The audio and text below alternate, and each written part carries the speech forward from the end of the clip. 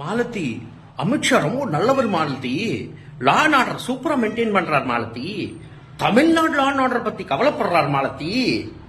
சவுக்கு, கொஞ்சமாச்சும் அறிவு இருக்காடா உனக்கு? ஏண்டா ஏன்னா ஏதோ ஏடிஎம் கிட்ட 2 காசு வாங்கிட்டு துணுப்புட்டு பிளாட் வாங்கிட்டு அங்க சுத்த வாங்கிட்டு சுத்த பிஜேபி நக்கிற இதோட என்னடா கேவலமா இருக்கும் உனக்கு? தமிழ்நாட்டில் போலீஸ் பிரச்சனை இருக்கு, எஸ். போலீஸ்ல நிறைய திருத்தம் வேணும், எஸ். டிஎம்கே ஸ்டாலின் ஆட்சியில நிறைய குறைகள் இருக்கு, நானும் ஒத்துக்கிறேன். அதுக்கிட்ட அமித்ஷா கடவுள் ஆயிடுவாராடா?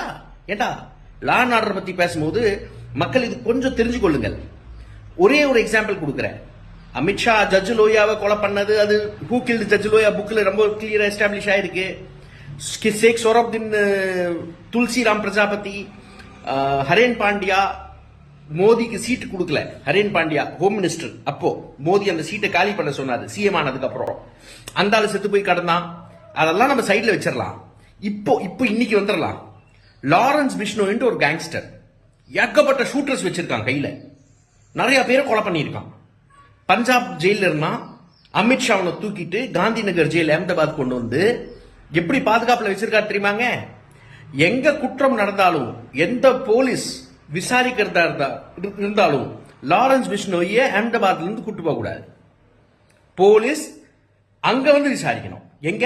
அஹமதாபாத்ல வந்து விசாரிக்கணும். இது ஜியோ ஹோம் மினிஸ்ட்ரி ரிலீஸ் பண்ணியிருக்கு.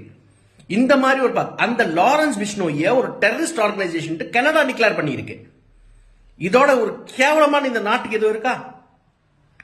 ஒரு பிஜேபியோட ரொம்ப ஃபேமஸான ஒரு மீம் இருக்கு. ஒருத்தன் கத்துவான், எனக்கு லா அண்ட் ஆர்டர் வேணாம், எனக்கு பெட்ரோல் வேண்டாம், எனக்கு சாப்பாடு வேணாம், எங்களுக்கு ராம் மந்திர் வேணும். ரொம்ப ஃபேமஸான மீம் அது. அதே ஆளோட வீட்டுல டெல்லியில லாரன்ஸ் பிஷ்ணோய் ஆளுங்க போய் துப்பாக்கி சூட்டு நடத்தி 2 கோடி ரூபாய் கேட்டிருக்காங்க. அவன் அழுகுறான், ஐயோ எனக்கு காப்பாத்துங்க, எனக்கு காப்பாத்துங்கன்ட்டு. இந்த சவுக்கு இங்க என்னன்னா தமிழ்நாட்டில் பெரிய பில்டப் கொடுக்குறான் அமித்ஷாக்கு. இங்க மக்களுக்கு ஹிந்தி தெரியாம இருக்கிறது ஆக்சுவலி ஒரு பலவீனமா இருக்கு. அப்போதான் எவ்வளவு கச்சரா பாலிடிக்ஸ் இருக்கு, வடநாட்டு எவ்வளவு மோசமா இருக்கு. நீங்க தமிழ்நாடு ஒரு ஸ்வர்க்கமா இருக்கு, அதை கம்பேர் பண்ணும் போது இன்னும் பெரிய ஸ்வர்க்கமாக்கலாம். நம்ம இன்னும் நிறைய முன்னேற வேண்டியது இருக்கு, இன்னும் கரப்ஷன் நிறுத்த வேண்டியது இருக்கு. அதுல எனக்கு சந்தேகமே இல்லை. டிஎம்கே ஆட்சியும் சரி, ஏடிஎம்கே ஆட்சியும் சரி, 2 ஆட்சிக்கிட்ட நம்ம சண்டை போட வேண்டிய கட்டாயம் இருக்கு. ஆனா அதுக்குன்ட்டு பாஜகவை கூட்டு வந்து நிக்க வைக்கிறீங்களேடா பாவீங்களா? ஏடா கொஞ்சமாச்சும் உனக்கு கொஞ்சம், ஏண்டா தமிழ் இனத்து மேல இவ்வளவு கூட உனக்கு அக்கறை இல்லையடா? ஏண்டா சேட்டுக்கு நக்கறையடா டே சவுக்கு. மாலதி, அமித்ஷா ரொம்ப நல்லவர் மாலதி. தமிழக மக்கள் ரொம்ப தெளிவாதான் இருப்பாங்களே தவிர்த்து இதை அயோத்தி மாதிரி ஆக்கலாமே, இதுல என்ன தவறுன்னு கேக்குறாருன்னா அப்ப அவர் எந்த அளவு இவருக்கு அறிவு இருக்கு நயினார் நாகேந்திரன் அவர்களுக்குன்னு இதுலயே மக்கள் தெளிவா புரிஞ்சிருப்பாங்க.